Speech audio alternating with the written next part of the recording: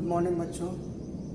आज हम लोग वही कॉलिगेटिव प्रॉपर्टी का जो लास्ट कॉलिगेटिव प्रॉपर्टी है ऑस्मोटिक प्रेशर और ऑस्मोसिस, उसका एक कुछ पार्ट जो पिछले लेक्चर में रह गया था उसको लेकर के आए हैं। जैसे हम लोग प्रीवियस लेक्चर में ऑस्मोसिस क्या होता है और ऑस्मोटिक प्रेशर क्या होता है, इसको हम लोग अच्छे से समझ चुके थे कि ऑस्मोसिस में क्या होता है, ऑस्मोटिक प्रेशर का फॉर्मूला क्या होता है, ये सब हम लोग देख चुके थे।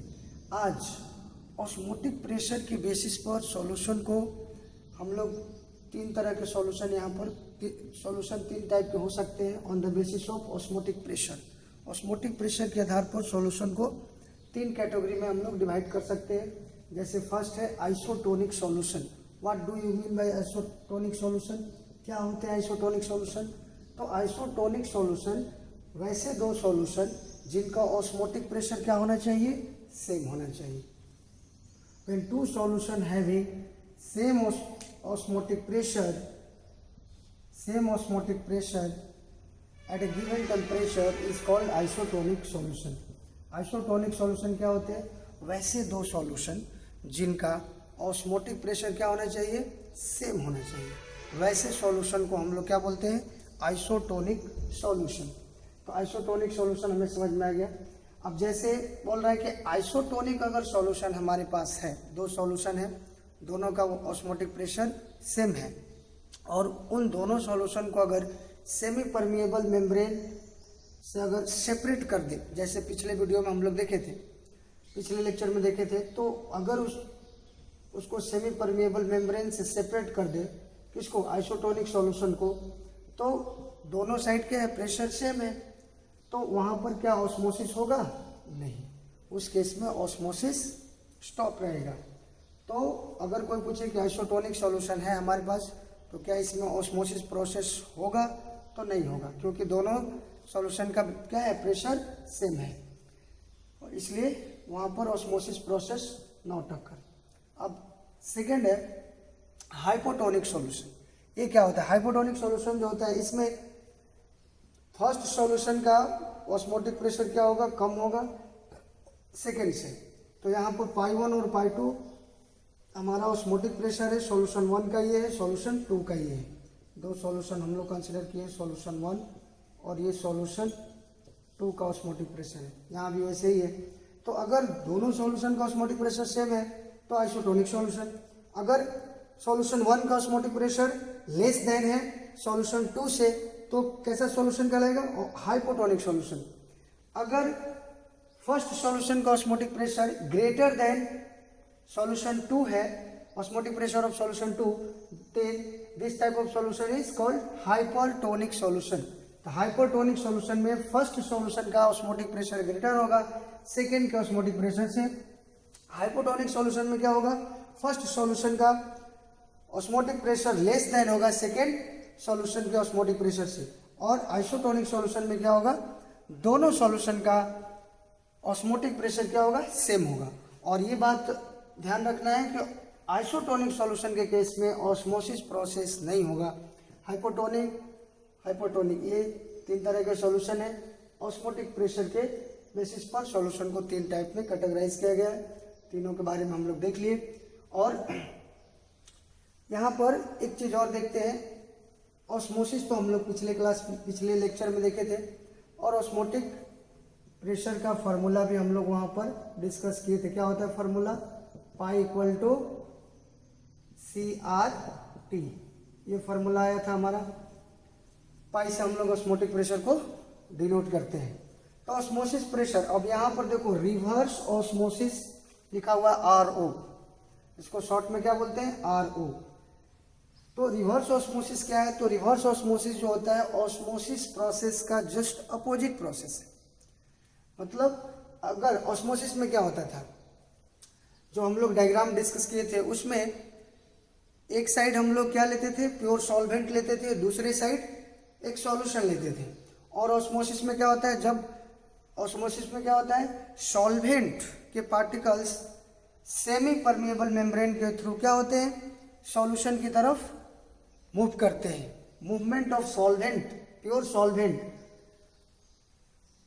प्योर सॉल्वेंट का मूवमेंट होता है किधर, सॉल्यूशन साइड में, सॉल्यूशन की तरफ, थ्रू सेमी परमिएबल मेम्ब्रेन, क्योंकि वहाँ पर सेमी परमिएबल मेम्ब्रेन जो होता है हम लोग जानते हैं उसकी प्रॉपर्टीज क्या होती है, उसमें बहुत सेमी परमिएबल मेम्ब्रेन जो होता है उसमें स्मॉल स्मॉल होल्स होते हैं जो कि सिर्फ सॉल्यूट के पार्टिकल्स को ही पास होने देते हैं, क्योंकि हमको पता है, हम लोग जानते हैं कि सॉल्यूट के पार्टिकल्स का साइज बिगर होता है विथ कंपेयर टू सॉल्वेंट।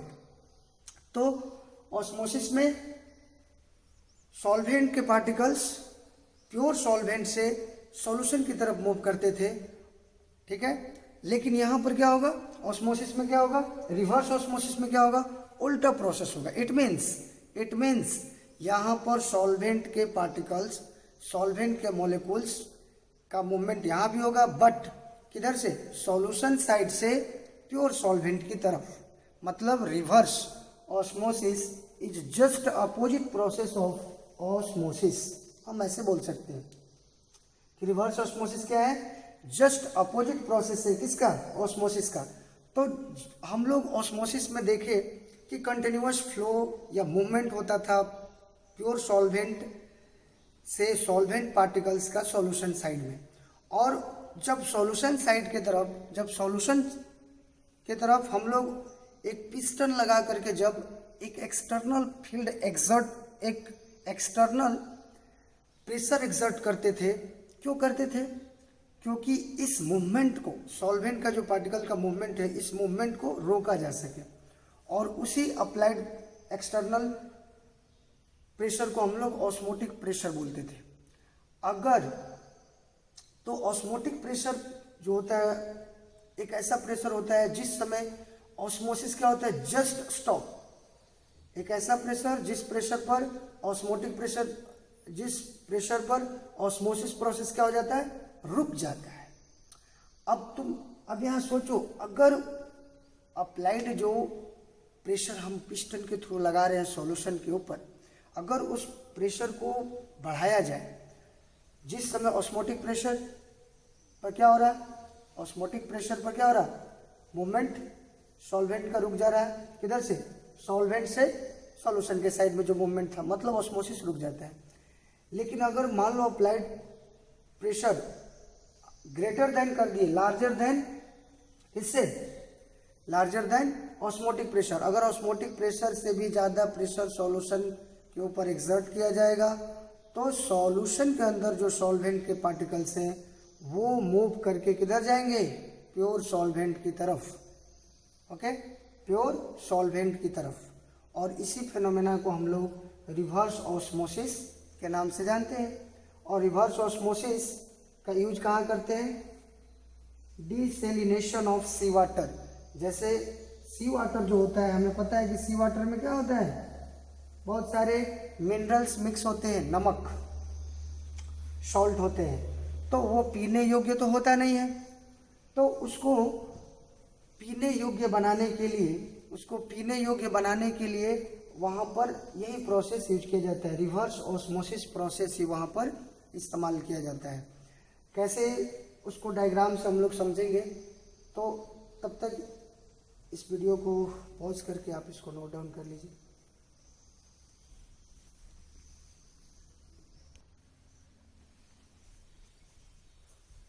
हाँ, तो यहाँ पर हम लोग रिवर्स ऑस्मोसिस को देख रहे थे। तो रिवर्स ऑस्मोसिस क्या होता है, जब रिवर्स ऑस्मोसिस कब होता है, जब अप्लाइड प्रेशर पिस्टन के थ्रू जो सॉल्यूशन साइड में प्रेशर अप्लाइड करते हैं, तो अगर अप्लाइड प्रेशर का वैल्यू लार्जर होगा किससे, ऑस्मोटिक प्रेशर से, तो उस समय हमारा ऑस्मोसिस का डायरेक्शन क्या होता है, रिवर्स हो जाता है। और इसी फिनोमेना को क्या बोलते हैं, रिवर्स ऑस्मोसिस, शॉर्ट में आरओ। इसी प्रोसेस का यूज होता है सी वाटर को से फ्रेश वाटर तैयार करने में। उस प्रोसेस को बोलते हैं desalination of sea water. Sea water को पीने योग्य बनाने के लिए यही रिवर्स ऑस्मोसिस ही इस्तेमाल यूज किया जाता है। जैसे यहाँ पर देखो एक डायग्राम बना है, इसमें क्या हो रहा है, इधर में सी वाटर मतलब सॉल्टी वाटर को यहाँ पर रख लिए एक साइड, और दूसरे साइड हमारा क्या है, हमको इधर में कुछ फ्रेश वाटर है। अब यहाँ देखो ये सेमी परमेबल मेम्ब्रेन है, सेमी परमेबल मेम्ब्रेन। अब यहाँ पर जब पिस्टन के थ्रू यहाँ प्रेशर एक्सर्ट करेंगे, अप्लाइड प्रेशर एक्सर्ट करेंगे, if applied pressure through piston on the solution side is greater than osmotic pressure, osmotic pressure से अगर अप्लाइड प्रेशर अगर इधर ज़्यादा प्रेशर लगा दिए तो सॉल्वेंट, इसमें जो वाटर है सॉल्वेंट का जो मूवमेंट है वो इस साइड से इस साइड होने लगेगा। सॉल्वेंट का फ्लो इधर होगा ना, फ्लो ऑफ सॉल्वेंट पार्टिकल। तो सॉल्वेंट पार्टिकल क्या होगा, सॉल्टी वाटर से फ्रेश वाटर की तरफ मूव करने लगेगा। क्यों? क्योंकि यहाँ पर जो अप्लाइड प्रेशर है is greater than osmotic pressure. Osmotic pressure पर फ्रेश वाटर से यानी कि प्योर सॉल्वेंट से सॉल्वेंट के मॉलिक्यूल, सॉल्वेंट के पार्टिकल सॉल्यूशन के साइड फ्लो करते थे ऑस्मोसिस में, और जब प्रेशर इधर एक्सर्ट करते थे तो वो ऑस्मोटिक प्रेशर के बराबर जब प्रेशर होता था उस समय मूवमेंट रुक जाता था, इधर से सॉल्वेंट का मॉलिक्यूल्स इधर नहीं आते थे। लेकिन जब अप्लाइड प्रेशर का वैल्यू ऑस्मोटिक प्रेशर से भी ज़्यादा हो जाए तो फिर उल्टा प्रोसेस होने लगेगा। क्या होने लगेगा, इधर से वाटर इधर मूव करेगा, और इसमें जो भी इम्प्योरिटी है, जैसे मान लो सॉल्ट, जनरली सी वाटर में नमक की बात होती है, तो अगर इसमें कोई भी इम्प्योरिटी हो, जरूरी नहीं है नमक की हो, सॉल्ट की हो, कोई भी इम्प्योरिटी हो, वो सेमी परमेबल मेम्ब्रेन से उस साइड नहीं जा पाएगा, और इस तरह से हमें जितना भी इसमें प्योर वाटर होगा, मतलब फ्रेश वाटर हमें इधर मिलेगा, और उसका हम लोग यूज करते हैं पीने में। तो सी वाटर से फ्रेश वाटर बनाने के क्रम में यही प्रोसेस इस्तेमाल किया जाता है। तो समझ में आ गया, सेमी परमेबल मेम्ब्रेन से यहाँ पर। अब देखो हम लोग अब आगे, ये तो हो गया हमारा osmosis, reverse osmosis, osmotic pressure, उसका फार्मूला हम लोग देख लिए, साथ में ही आइसोटोनिक, हाइपोटोनिक और हाइपरटोनिक सॉल्यूशन की बात कर लिए। और इस तरह से हमारा यहाँ पर जो 4 तरह का कोलिगेटिव प्रॉपर्टी था, वो चारों प्रॉपर्टी को हम लोग स्टडी कर लिए। पहला क्या था, relative lowering of vapour pressure, second क्या था, elevation of boiling point, third depression in freezing point, और फोर्थ था हमारा ऑस्मोटिक प्रेशर। और चारों को हम लोग एक एक करके स्टडी कर लिए। अब नेक्स्ट टॉपिक है हमारा abnormal molar mass. Abnormal molar mass, abnormal molar mass कैसे निकालते हैं, उसी के अंदर में हमको रेंट ऑफ फैक्टर पढ़ना है, ठीक है। तो अब इसके बाद वो स्टार्ट करते हैं एबनॉर्मल मोलर मास।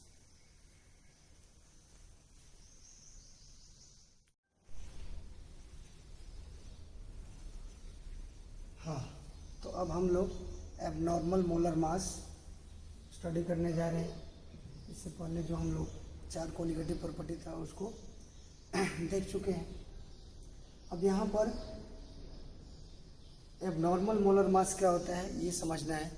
तो देखो, एबनॉर्मल मोलर मास हम लोग को पता है कि कोलिगेटिव प्रॉपर्टी जो होता है वो एक ऐसा प्रॉपर्टी है जो सॉल्यूट की सिर्फ क्वांटिटी पर डिपेंड करता है। नंबर ऑफ सॉल्यूट पार्टिकल्स या मॉलिक्यूल्स या मोल कितने सॉल्यूशन के अंदर प्रेजेंट है, सिर्फ इस बात पर ही कोलिगेटिव प्रॉपर्टी डिपेंड करती है। मतलब कोलिगेटिव प्रॉपर्टी सिर्फ सॉल्यूट पार्टिकल्स की क्वांटिटी पर डिपेंड करती है, और उसके आइडेंटिटी से कोई उसको लेना देना नहीं है। Colligative property do not depend on the identity of solute. कौन सा आप सॉल्यूट ले रहे हो इससे कोई फर्क नहीं पड़ता है। कोलिगेटिव प्रॉपर्टी को हम लोग पहले स्टडी कर चुके हैं कि colligative property only depend on the quantity of solute particles. Particles कितने हैं सॉल्यूशन के अंदर, इसी बात पर कोलिगेटिव प्रॉपर्टी डिपेंड करता है। चाहे सॉल्यूट की आइडेंटिटी पर डिपेंड नहीं करता है। सॉल्यूट कुछ भी लो, उससे कोलिगेटिव प्रॉपर्टी को कोई फर्क नहीं पड़ता है। तो अब देखो, अभी तक जो हम लोग कोलिगेटिव प्रॉपर्टी 4 कोलिगेटिव प्रॉपर्टी पढ़े हैं, इसका जो भी फार्मूला हम लोग ये सब देखे हैं, यहाँ से हम लोग मोलर मास भी निकालते थे इस कोलिगेटिव प्रॉपर्टी का यूज करके। सॉल्यूट का मोलर मास हम लोग निकालते थे। अब यहाँ पर ये देखना है कि यहाँ पर जो भी फार्मूला है हमारा, ये तभी एप्लीकेबल है ये जो फार्मूला आया है ये तभी अप्लीकेबल है। अभी तक हम लोग जो पढ़ते आ रहे हैं उसमें क्या लेते थे कि जो सॉल्यूट है वो सॉल्यूट का जितना मोल या जितने पार्टिकल्स सॉल्यूशन के अंदर डाले उतना ही है। मतलब ना डिसोसिएशन हो रहा है और ना ही एसोसिएशन हो रहा है। मतलब अगर एक मोल कोई, जैसे एक मोल शुगर या एक मोल यूरिया अगर वाटर में डिजोल्व किए तो सॉल्यूशन के अंदर भी यूरिया का 1 मोल ही प्रेजेंट होगा। ऐसा नहीं कि 1 मोल यूरिया का शुगर में डाले और वहाँ पर टूट करके वो 2-3 मोल हो गया। तो यहाँ पर नंबर ऑफ पार्टिकल्स बढ़ जाएंगे तो फिर कोलिगेटिव प्रॉपर्टी भी चेंज हो जाएगा। लेकिन अभी तक ये जो फार्मूला है कोलिगेटिव प्रॉपर्टी का, ये तभी यूज हम लोग करते हैं जब ये मान के चलते हैं कि एसोसिएशन और डिसोसिएशन दोनों में से कोई नहीं हो रहा है। ठीक है, नो एसोसिएशन और नो डिसोसिएशन। जब एसोसिएशन भी नहीं होगा, नाइदर एसोसिएशन नॉर डिसोसिएशन जब हो रहा हो सॉल्यूट का, तो उस केस में हम लोग ये फार्मूला यूज करेंगे और मोलर मास निकालेंगे। तो उसको बोलते हैं नॉर्मल मोलर मास। वहाँ से जो आता है मोलर मास वो होता है नॉर्मल मोलर मास। लेकिन जब एसोसिएशन या डिसोसिएशन हो, सॉल्यूट अगर एसोसिएट हो या फिर डिसोसिएट हो, एसोसिएट का मतलब क्या होता है, अगर मान लो 2 छोटे छोटे मॉलिक्यूल्स सॉल्यूट के पार्टिकल्स अगर आपस में जोड़ करके एक लार्ज मॉलिक्यूल्स बना दे सॉल्यूशन के अंदर, तो बोलेंगे कि यहाँ पर एसोसिएशन हो रहा है। ठीक है, तो वहाँ पर क्या होगा, कोलिगेटिव प्रॉपर्टी क्या होता है, नंबर ऑफ सॉल्यूट पार्टिकल्स पर डिपेंड करता है। तो अगर सॉल्यूट के पार्टिकल्स कंबाइन होकर के एक बड़े से लार्ज मॉलिक्यूल्स बना रहे हैं, लार्ज पार्टिकल्स बना रहे हैं, तो वहाँ पर नंबर ऑफ पार्टिकल्स क्या हो रहा है, डिक्रीज कर रहा है ना। तो यहाँ पर कोलिगेटिव प्रॉपर्टी में क्या हो जाएगा, उस केस में घटेगा, डिक्रीज हो जाएगा। लेकिन अगर डिसोसिएशन होगा, डिसोसिएशन मतलब टूटना। अगर हम जैसे NaCl नमक है, NaCl को जब हम लोग पानी में डालते हैं, डिजोल्व करते हैं, तो NaCl क्या होता है, एक आयनिक कंपाउंड है, वो आयोनाइज हो जाता है, Na+ और Cl- में टूट जाता है। इट मीन्स डिसोसिएशन होता है वहाँ पर।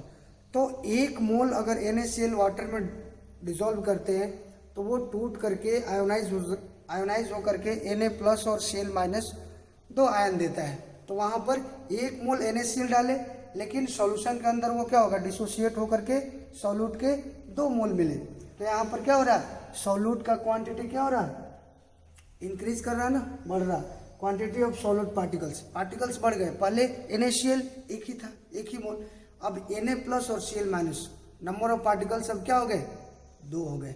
तो उस केस में कोलिगेटिव प्रॉपर्टी का वैल्यू क्या होगा, ज़्यादा होगा, कोलिगेटिव प्रॉपर्टी चेंज हो जाएगा। और उस केस में जो मोलर मास आएगा उसी को बोलते हैं एबनॉर्मल मोलर मास। ठीक है, उसी को बोलते हैं एबनॉर्मल मोलर मास। तो एबनॉर्मल मोलर मास क्या होता है, तो एबनॉर्मल मोलर मास हम लोग तब निकालते हैं जब एसोसिएशन या डिसोसिएशन हो रहा हो।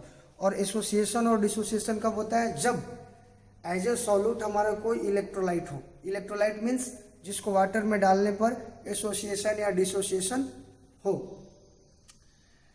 और अभी तक हम लोग जो भी जैसे यूरिया लेते थे, शुगर लेते थे या फिर ग्लूकोज लेते थे, तो ये कुछ ऐसे सॉल्यूट हैं जो जिनका ना एसोसिएशन होता है और ना ही डिसोसिएशन होता है। ठीक है, तो इनको हम बोल सकते हैं कि ये नॉन इलेक्ट्रोलाइट है। ठीक है, जब इनको वाटर में डिजोल्व करते हैं तो जो सॉल्यूशन बनता है वो नॉन इलेक्ट्रोलाइटिक सॉल्यूशन है, उसमें आयंस नहीं है, आयंस में टूटता नहीं है। लेकिन जो इलेक्ट्रोलाइटिक सॉल्यूशन होते हैं उसमें हम लोग इलेक्ट्रोलाइट डालते हैं। इलेक्ट्रोलाइट जिसमें एसोसिएशन और डिसोसिएशन होता है उसको इलेक्ट्रोलाइट बोलते हैं। जनरली जो सॉल्ट, एसिड, बेस ये सब होते हैं वाटर में या कुछ दूसरे सॉल्वेंट में भी डालने पर वो क्या हो जाते हैं, डिसोसिएशन या एसोसिएशन प्रोसेस होता है, तो उसको हम लोग इलेक्ट्रोलाइट बोलते हैं। तो अभी तक हम लोग नॉन इलेक्ट्रोलाइट की बात करते थे। जो भी सॉल्यूशन लेते थे उसमें एक नॉन वोलेटाइल सॉल्यूट ऐड करते थे जो कि क्या होता था, नॉन इलेक्ट्रोलाइट। ठीक है, तो ये फार्मूला हमारा किसके लिए यूज होता था, जब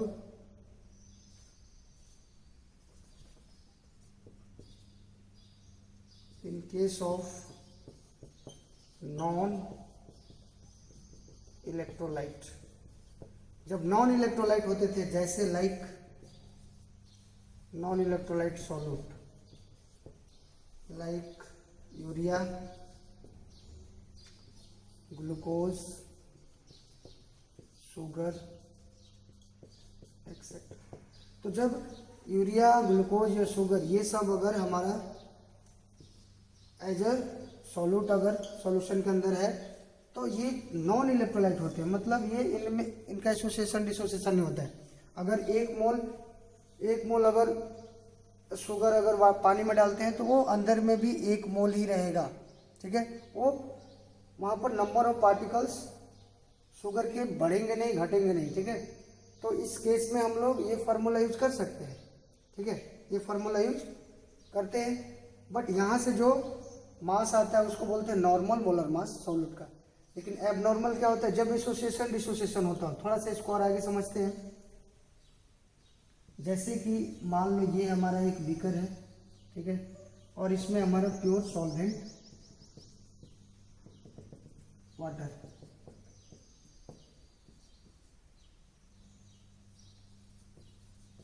यहाँ पर हमारा वाटर है, वाटर को हम लोग एज ए सॉल्वेंट लिए हैं। अब इस वाटर में अगर 1 मोल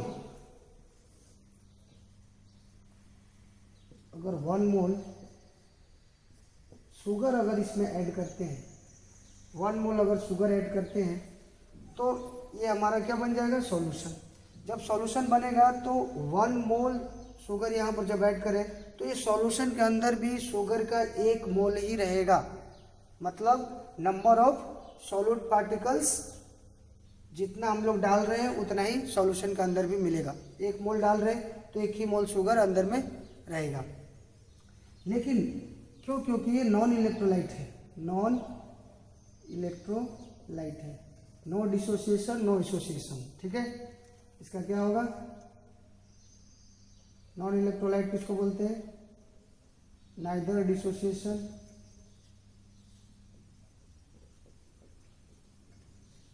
नॉट एसोसिएशन। लेकिन वही अगर हम लोग इस वाटर में 1 मोल NaCl नमक अगर इसमें मिक्स करते हैं तो हमें पता है कि ये Na प्लस और Cl माइनस में क्या होता है, टूट जाता है। अब ध्यान से देखो, सॉल्यूशन के अंदर क्या हो रहा है, पानी के अंदर जैसे ही ये डिसॉल्व हो रहा है तो पहले 1 मोल NaCl लिए थे, अब यहाँ पर क्या हो रहा है, 1 मोल Na प्लस मिल रहा है और 1 मोल Cl minus. Number of particles क्या हो रहा है, पहले 1 था अब क्या हो गया, 2 हो गया। इस पर डिपेंड नहीं करता है कि सॉल्यूट की आइडेंटिटी क्या है। यहाँ पर सॉल्यूट NaCl था बट यहाँ पर Na प्लस और Cl माइनस में टूट गया, तो आइडेंटिटी से कोई लेना देना नहीं। यहाँ पर हमें सिर्फ ये देखना है कि number of solute particles increase हो रहे हैं या डिक्रीज। तो यहाँ पर 1 मोल NaCl लिए तो उससे हमको 1 मोल Na प्लस मिला और 1 मोल Cl माइनस मिला। तो यहाँ पर सिंपल देखो, 1 पार्टिकल से यहाँ सॉल्यूट का और यहाँ पर कितने पार्टिकल्स मिल रहे हैं, 2। तो यहाँ पर क्या हो रहा है, डिसोसिएशन, ठीक है। तो इस केस में हमें पता है कि colligative property only depend on the quantity of solute. तो सॉल्यूट की क्वांटिटी जब यहाँ पर जब इलेक्ट्रोलाइट लेते हैं तो सॉल्यूट की क्वांटिटी क्या हो रही है, चेंज हो रही है ना। जब सॉल्यूट की क्वांटिटी चेंज हो रही है तो यहाँ पर कोलिगेटिव प्रॉपर्टी भी क्या होगा, चेंज होगा। ये जो कोलिगेटिव प्रॉपर्टी, ये जो फार्मूला यूज करके हम लोग कोलिगेटिव प्रॉपर्टी निकाले हैं वो सही नहीं आएगा। तो उस केस में हमें कोलिगेटिव प्रॉपर्टी का वैल्यू चेंज कर जाएगा, और जब कोलिगेटिव प्रॉपर्टी का वैल्यू चेंज होगा तो उस केस में जो इसका नॉर्मल मास है वो भी नहीं रहेगा, वो एक अलग मास आएगा मोलर मास सॉल्यूट का, जिसको बोलेंगे एबनॉर्मल मोलर मास, ठीक है, एबनॉर्मल मोलर मास बोलते हैं। अब आगे तो ये जो प्रॉब्लम आ रही है, जब एसोसिएशन डिसोसिएशन नहीं हो रहा है, नॉन इलेक्ट्रोलाइट है शुगर यूरिया, तब तो कोई दिक्कत नहीं। आप इस फार्मूला को लगाओ, यहाँ से मोलर मास निकालो, कोलिगेटिव प्रॉपर्टी निकालो, नो प्रॉब्लम। जहाँ पर डिसोसिएशन या एसोसिएशन होगा, मतलब इलेक्ट्रोलाइटिक सॉल्यूशन लेंगे, अगर यहाँ पर इलेक्ट्रोलाइटिक सॉल्यूशन की अगर बात करें तो वहाँ पर जो सॉल्यूट लेंगे तो वो डिसोसिएशन या एसोसिएशन अगर कर रहा है तो उस केस में हमारा जो कोलिगेटिव प्रॉपर्टी है उसका वैल्यू अलग होगा और सॉल्यूट का मोलर मास भी चेंज हो जाएगा, और उसी को एबनॉर्मल मोलर मास बोलते हैं। एबनॉर्मल मोलर मास का वैल्यू कभी इससे ज़्यादा भी हो सकता है, कभी कम भी हो सकता है, लेकिन हाँ डिसोसिएशन के केस में एबनॉर्मल मोलर मास का वैल्यू हमेशा लेस आएगा और एसोसिएशन के केस में एबनॉर्मल मोलर मास का वैल्यू हमेशा ग्रेटर रहेगा पहले से। वो हम लोग आगे डिस्कस करेंगे अच्छे से, फार्मूला वगैरह भी इसका निकालेंगे। लेकिन अब ये जो प्रॉब्लम आ रही है डिसोसिएशन, उसको सही करने के लिए, करेक्ट करने के लिए एक हमें फैक्टर पढ़ना है जिसको बोलते हैं want of factor. Want of scientist थे जिन्होंने एक फैक्टर दिया आई, जिसको आई से डिनोट करते हैं। अब इस आई फैक्टर को अगर इसमें मल्टीप्लाई कर दिया जाए तो फिर हमारा एसोसिएशन हो रहा हो या डिसोसिएशन हो रहा हो कोई फर्क नहीं पड़ता। आप आई का वैल्यू निकालो और यहाँ पर रख दो, फिर जो भी वैल्यू आएगा वो करेक्ट आएगा। तो वांट ऑफ फैक्टर ने एक फैक्टर दिया आई, और इस फैक्टर को निकाल करके अगर इस कोलिगेटिव प्रॉपर्टी में मल्टीप्लाई कर दे तो फिर वो आप डिसोसिएशन हो या एसोसिएशन हो या फिर नहीं हो, सभी केस में वो फार्मूला हम लोग यूज करके मोलर मास निकाल सकते हैं। अब यहाँ पर देखो, पहले हम लोग वांट ऑफ फैक्टर आई का फार्मूला जो है निकालने का वो समझते हैं। आई इक्वल टू क्या होता है, normal molar mass upon abnormal molar mass. Normal molar mass upon abnormal molar mass. दूसरा है कि ऑब्जर्व कोलिगेटिव प्रॉपर्टी और अपॉन कैलकुलेटेड कोलिगेटिव प्रॉपर्टी। या तीसरे तरीके से ऐसे बोल सकते हैं कि total number of moles of particles after association या फिर डिसोसिएशन, दोनों में से कोई भी हो सकता है, upon number of moles of particles before association and dissociation. अब जैसे मान लो यहीं पर अगर हम इसमें NaCl अगर इसमें मिक्स किए तो यहाँ पर अगर हम बोले वांट ऑफ फैक्टर आई का वैल्यू निकालो तो हम लोग क्या कर सकते हैं, आराम से निकाल सकते हैं। कैसे निकाल सकते हैं, आई इक्वल टू क्या बोल रहा है फॉर्मूला देखो, total number of moles of particles, total number of moles of particles after dissociation या फिर एसोसिएशन। यहाँ पर डिसोसिएशन हो रहा तो आफ्टर डिसोसिएशन कितने पार्टिकल्स है, कितने number of moles of particles है, 2।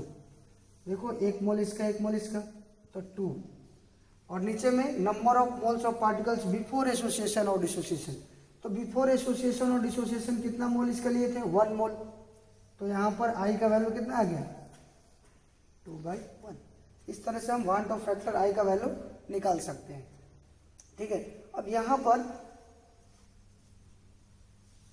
नॉर्मल मोलर मास क्या होता है, जो एक्चुअल में सॉल्यूशन में मिक्स करने से पहले का जो मास होता है उसको नॉर्मल मोलर मास बोलते हैं।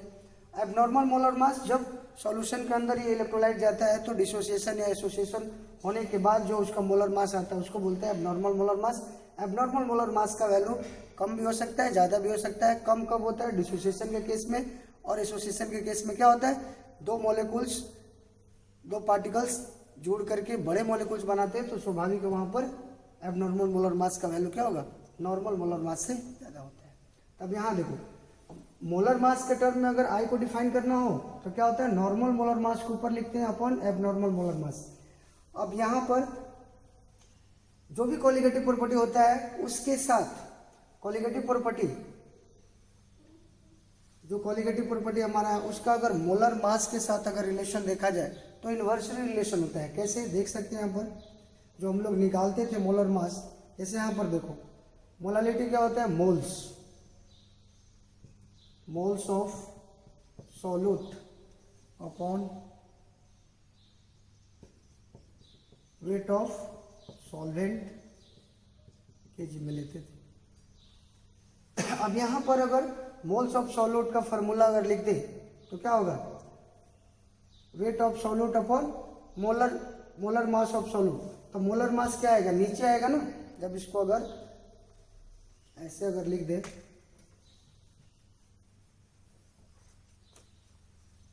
मोलालिटी इक्वल टू, मान लो ये हमारा WB वेट, यहाँ पर मोलर वेट, और यहाँ पर WB रखते हैं, B यहाँ पर हम सॉल्यूट को माने हैं, ये सॉल्वेंट को, और यहाँ पर इसको केजी में रखो या ग्राम में रखोगे तो 1000 से ऊपर मल्टीप्लाई करोगे अगर इसको ग्राम में रखोगे, क्योंकि केजी में रहेगा। अगर उसको ग्राम में चेंज करोगे तो 1000 से डिवाइड करोगे वो ऊपर 1000 चला जाएगा।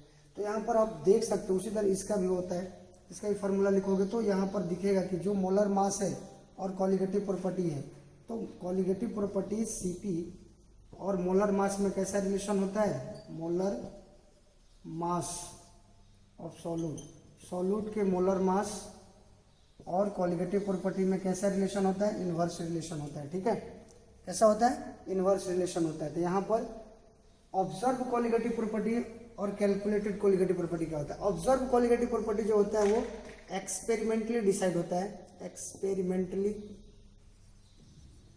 डिटरमाइंड होता है, एक्सपेरिमेंटली डिटरमाइंड होता है, ठीक है। कैलकुलेटेड कोलिगेटिव प्रॉपर्टी जो हम लोग कैलकुलेट करते हैं, ठीक है, कैलकुलेट करते हैं। तो कैलकुलेटेड कोलिगेटिव प्रॉपर्टी जो हम लोग ये मान के चलते हैं कि जितना मोल हम लोग उसमें मिक्स किए हैं उतना ही, मतलब कोई एसोसिएशन और डिसोसिएशन का केस नहीं हो रहा हो, तो हम लोग वहाँ पर कैलकुलेट करते हैं, ठीक है। 1 मोल डाले तो ये मान के कैलकुलेशन करते हैं कि कोई भी एसोसिएशन या डिसोसिएशन नहीं हो रहा है, तो ये हमारा कैलकुलेटेड कोलिगेटिव प्रॉपर्टी होता है। ऑब्जर्व कोलिगेटिव प्रॉपर्टी तो कुछ और है। ऑब्जर्व कोलिगेटिव प्रॉपर्टी क्या है? जैसे मान लो NaCl का 1 मोल डाले तो ये 1 मोल लेकर के जो हम लोग कोलिगेटिव प्रॉपर्टी निकालेंगे वो होगा कैलकुलेटेड। लेकिन ऑब्जर्व कोलिगेटिव प्रॉपर्टी क्या हो रहा है? उससे ज़्यादा होगा। क्यों? क्योंकि यहाँ पर डिसोसिएशन हो रहा है। इसको और डिटेल में अच्छे से हम लोग समझेंगे। पहले इसको नोट डाउन करो, पॉज द वीडियो।